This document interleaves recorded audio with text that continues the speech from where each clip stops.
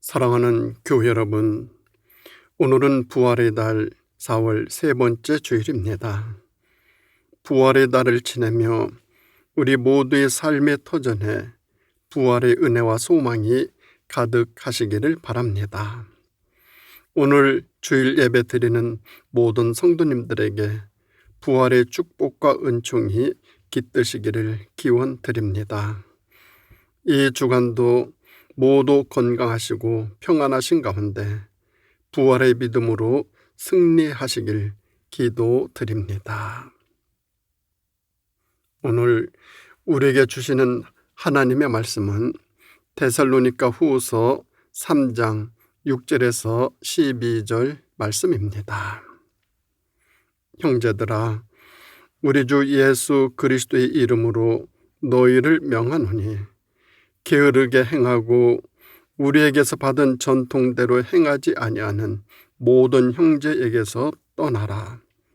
어떻게 우리를 본받아야 할지를 너희가 스스로 아나니 우리가 너희 가운데서 무질서하게 행하지 아니하며 누구에게서든지 음식을 값없이 먹지 않고 오직 수고하고 애써 주야로 일함은 너희 아무에게도 폐해를 끼치지 아니하려 함이니 우리에게 권리가 없는 것이 아니요 오직 스스로 너에게 본을 보여 우리를 본받게 하려 함이니라. 우리가 너희와 함께 있을 때에도 너에게 명하기를 누구든지 일하기 싫어하거든 먹지도 말게 하라 하였더니 우리가 들은즉 너희 가운데 게으르게 행하여 도무지 일하지 아니하고 일을 만들기만 한 자들이 있다 하니 이런 자들에게 우리가 명하고 주 예수 그리스도 안에서 권하기를 조용히 일하여 자기의 양식을 먹으라 하노라. 아멘. 부활 주일이 지났습니다. 부활절을 하나의 행사로 여겨 곧 잊어버린다면 부활의 소중함이 희석되기 쉽습니다. 부활을 행사로 치르고 잊어버리기에는 너무나 중요합니다. 우리는 그 모습을 예수님의 제자들에게서 볼 수 있습니다. 예수님의 부활이 있은 후 제자들에게 가장 크게 변화된 것이 있다면 그것은 책임 있는 신앙인들이 되었다는 점입니다. 예수님의 부활 전 제자들의 신앙 상태는 아주 설익은 모습이었습니다. 그래서 제자들은 여러 번의 시행착오를 겪었습니다.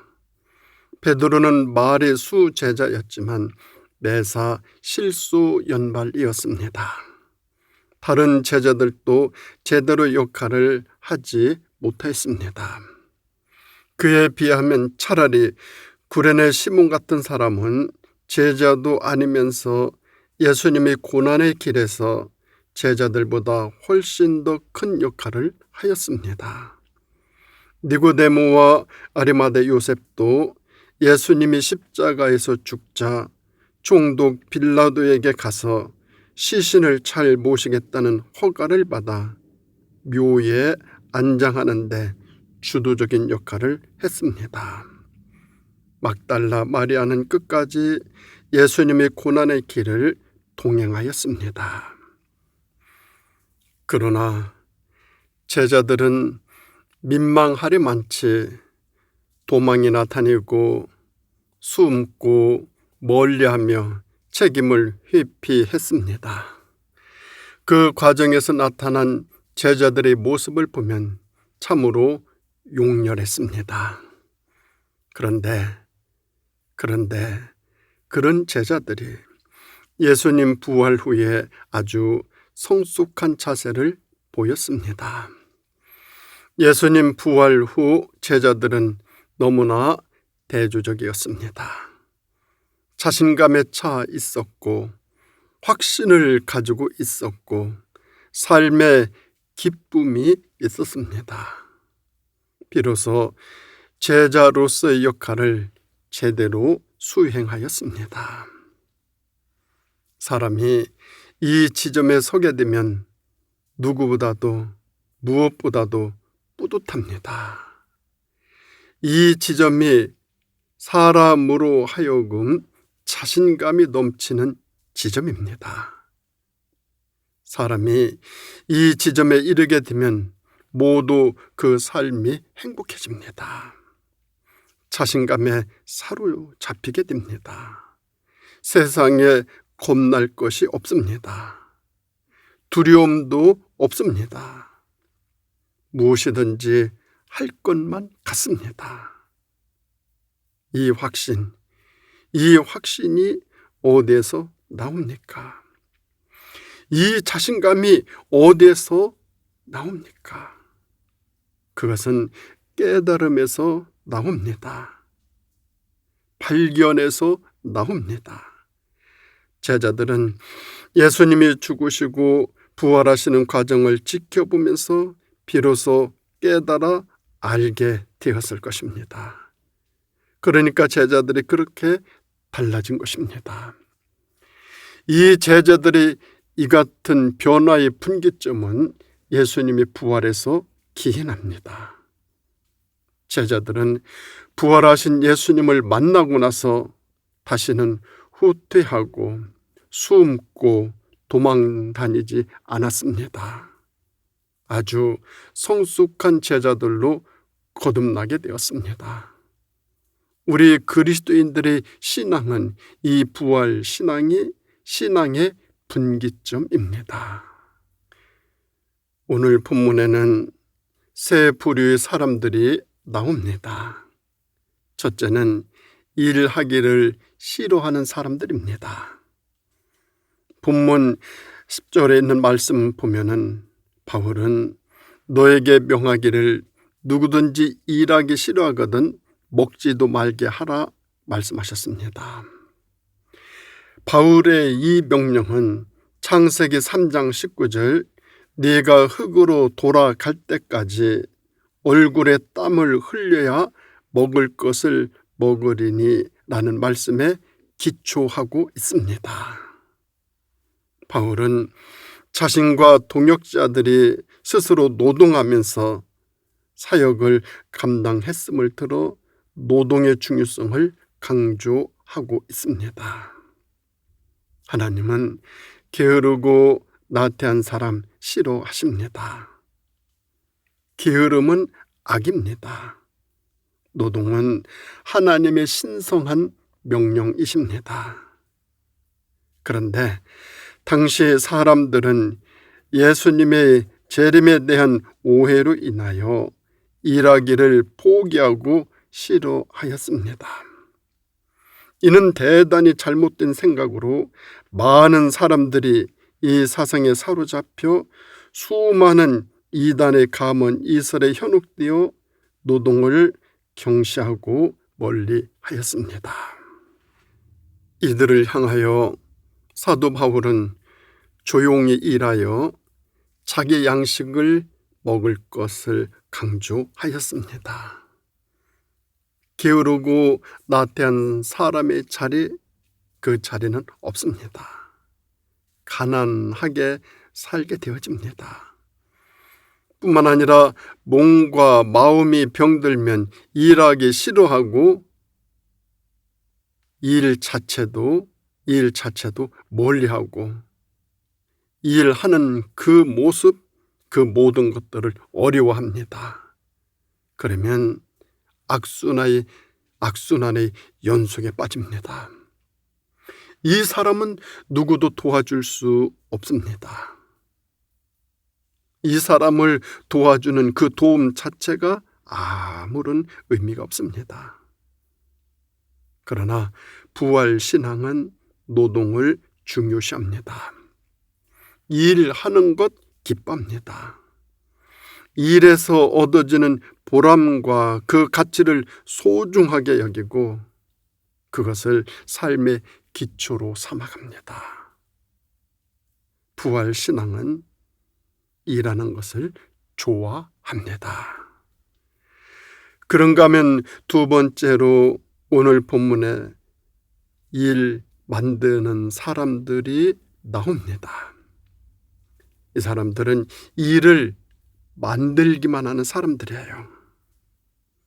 본문 11절에 있는 말씀 보면 우리가 들은즉 너희 가운데 게으르게 행하여 도무지 일하지 아니하고 일을 만들기만 하는 자들이 있다 하니 말씀하고 있습니다. 새 번역에서는 이곳을 이렇게 번역했습니다. 다른 사람의 일에 간섭하고 참견하느라 시간을 낭비하는 사람들이 있다고 들었습니다. 라고 말입니다. 종종 자신이 해야 할 일은 안 하고 남의 일에 간섭하고 참견하느라 시간을 낭비하는 사람들 있습니다. 즉 남에게 심히 폐를 끼치는 사람들입니다. 데살로니가 교인 중 재림이 임박했다는 생각을 가진 자들은 생계를 유지하기 위해 일하는 것을 쓸모없는 일로 여겼을 뿐만 아니라 빈둥거리며 다른 사람들에게도 일하지 말고 재림을 준비하라고 설득하며 다녔습니다. 잘못된 생각을 가진 이 사람들은 일을 해결하는 사람이 아니라 다니면서 일을 만드는 아주 골치 아픈 사람들입니다. 사사건건 간섭하고 참견하는 어렵고 힘든 사람 말입니다. 그런데 언제나 어디에서나 이런 사람들이 있습니다.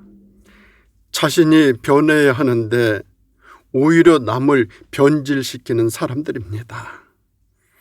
자신이 잘못하고 있으면서도 그것을 전혀 모릅니다. 오히려 자기가 옳고 바르고 잘하는 일이라고 우깁니다. 남에게 엄청난 피해를 주고 있음에도 불구하고 오히려 큰 도움을 주고 있다고 행동합니다. 이런 사람들이 있습니다. 어쩌면 그 중에 한 사람이 제 자신일 수도 있습니다.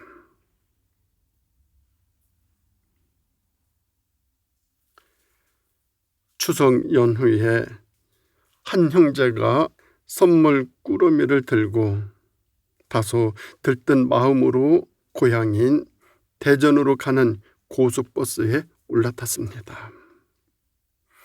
행복한 꿈을 꾸며 잠깐 졸다가 밖을 내다보니 깜짝 놀랐습니다. 버스가 경부 고속도로로 가지 아니하고 영동 고속도로 강릉 방향을 향하여 달려가고 있는 것입니다. 순간 버스를 잘못 탔다는 생각이 들어서 운전기사님에게 아저씨, 내가 버스를 잘못 탔습니다. 대전 가야 되는데 강릉행 버스를 탄 것 같습니다. 다음 휴게소에서 내려줄 수 없나요? 그러자 앞, 뒤, 옆에 있는 모든 승객들이 버스를 잘못 탔다고 아우성이었습니다. 차를 급히 정차한 후 운전기사가 내려 차를 살펴보니 소스라치게 놀랐습니다.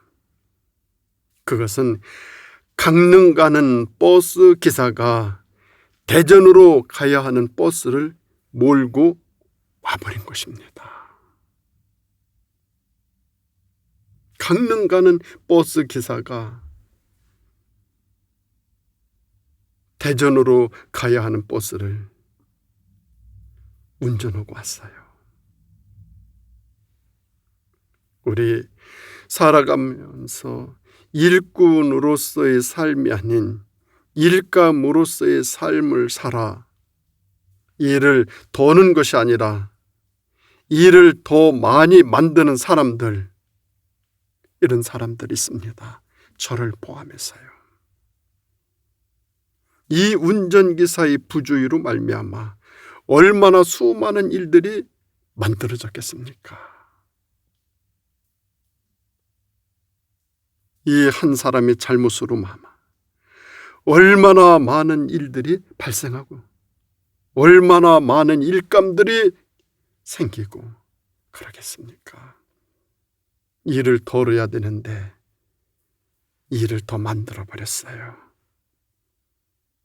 그게 저일 수 있습니다. 우리 주변을 보면 저를 포함하여 일을 만드는 사람들이 많습니다. 그러면 누가 일을 만드는 사람일까요? 본문 6절을 보면 전통대로 행하지 아니하는 사람들입니다. 전통은 오랜 세월 동안 쌓여진 농축된 지혜의 보고입니다. 이 전통이 기초가 되어 그 시대와 그 사회를 주도하고 이끌어 갈 수 있는 기반을 제공해 줍니다. 그런데 이 전통을 무시하고 전통대로 행하지 아니하면 혼란스럽고 일감이 증폭되어 나중에는 손을 쓸 수가 없을 정도가 되어버립니다. 극기야는 상상하기 싫은 일들이 발생하게 되어집니다. 우리에게는 아름다운 전통들이 있습니다. 이제는 우리의 전통이 세계의 표준이 되어가고 있습니다. 더 아끼고 계승하고 발전시켜 후손에게 물려주어야 합니다. 그리고 이 전통 중에는 우리의 신앙도 포함되어 있다는 것을 반드시 명심해야 합니다. 그 신앙의 중심에는 부활 신앙이 중요합니다. 그런가 하면 또 언제 누가 일을 만드는가 하면은 무질서하게 일을 할 때 일을 만드는 사람들이 발생합니다. 모든 일들은 질서 있게 순서 있게 차례대로 단계대로 해야 되어지는데 그것을 무시해버립니다. 그러면 수많은 일들이 새롭게 생깁니다. 부활신앙은 주어진 일에 충성하지 아니하고 간섭하고 참견하고 일만 만드는 사람들이 아닌 거기에서 내려 전통대로 행하지 아니하고 무질서대로 행하지 아니하는 그런 모습 갖춰야 되죠. 거기에서 내려와야 되죠. 그리고 회개하고 방향을 바꿔야 되죠. 그래야만 모든 일들이 조용하게 일하여지고 그 일을 통하여 우리는 또 우리가 먹을 양식을 얻게 되어지죠. 부활신앙은 조용하게 일하여 자기 양식을 먹는 삶을 살아가는 것입니다. 그런가 하면 세 번째로 또 어떤 사람이 있는가 하면 조용히 일하여 자기 양식을 먹는 사람들입니다. 12절 말씀 보면 바울 사도는 이런 자들에게서 우리가 명하고 주 예수 그리스도 안에서 권하기를 조용히 일하여 자기 양식을 먹으라 하노라 강조하고 있습니다. 사도 바울은 데살로니가 교인들이 잘못된 종말 사상으로 인해 야기된 현재의 동요와 흥분된 상태를 멈추고 자신의 양식을 얻기 위해 스스로 조용히 일을 하여 타인에게 폐해를 끼치는 일이 없도록 하라 권면하고 있습니다. 일하기 싫어하는 사람과 일을 만드는 사람에게서 이제는 조용히 일하며 자기 양식을 마련하라는 것입니다. 이제라도 늦지 않았다는 것입니다. 지금부터 일하면 됩니다. 너무 요란하게 떠들지 말고 조용히 일해야 합니다. 일하며 말이 너무 많고 목소리가 큰 사람 꼭 자제해야 합니다. 중요한 일일수록 더 조용히 일해야 합니다. 그리고 더 이상 타인의 아량이나 관대함을 기대해서는 안 됩니다. 남에게 기대거나 남을 이용하거나 남의 것을 빼앗지 말아야 됩니다. 오직 자신이 일한 것의 대가만을 기대해야 합니다. 남에게 신세를 지거나 횡재하려고 하면은 안 됩니다. 땀 흘려 일할수록 보람과 기쁨은 더 커집니다. 어느 날 저녁 프란시스가 사는 집의 문을 두드리는 사람이 있었습니다. 이 프란시스가 나가보니 한 험상궂은 나병 환자가 서 있었습니다. 그는 내가 지금 몹시 추우니 잠시 방에서 몸을 녹이면 안 되겠냐고 간청을 합니다. 프란시스는 그의 손을 잡고 방으로 안내해 주었습니다. 그러자 그 환자는 다시 저녁을 함께 먹도록 해달라는 것이었습니다. 두 사람은 같은 식탁에서 함께 저녁을 먹었습니다. 밤이 깊어지자 그 환자는 다시 부탁하기를 너무 추우니 알몸으로 자기를 녹여달라고 하였습니다. 프란시스는 입었던 옷을 모두 벗고 자신의 체온으로 그 나병 환자를 녹여주었습니다.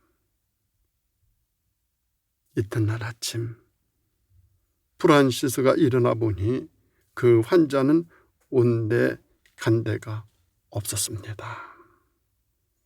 뿐만 아니라 왔다가 간 흔적조차도 없었습니다.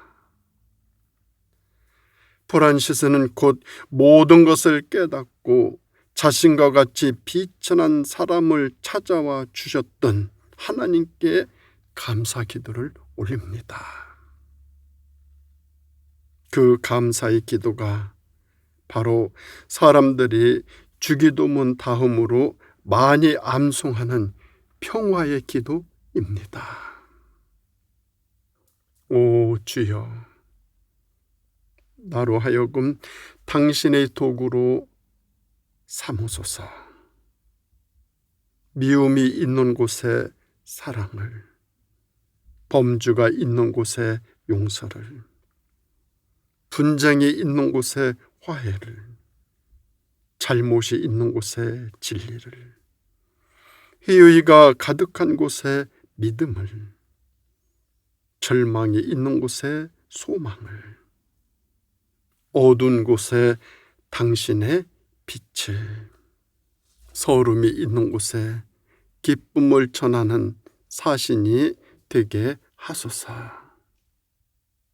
오 하나님이신 주님이시여, 저희가 위로받기보다는 위로하게 하여 주시고, 이해하고 사랑받기보다는 이해하고 사랑하는 사람이 되게 하여 주시옵소서.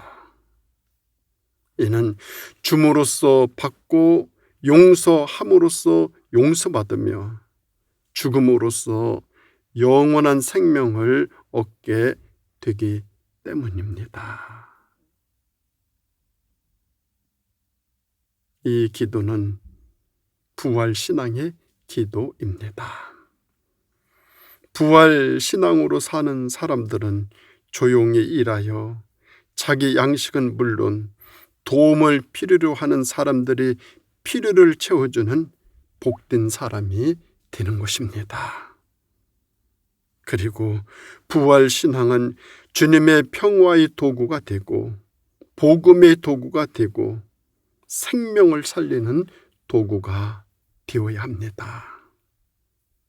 사랑하는 우리 성도 여러분, 일하기 싫어하는 사람들, 일을 만들기만 한 사람들이 예수 그리스도의 십자가의 능력으로 조용히 일하는 평화의 도구, 주님의 사람들이 다 되시기를 부활의 주 예수 그리스도의 이름으로 축원드립니다.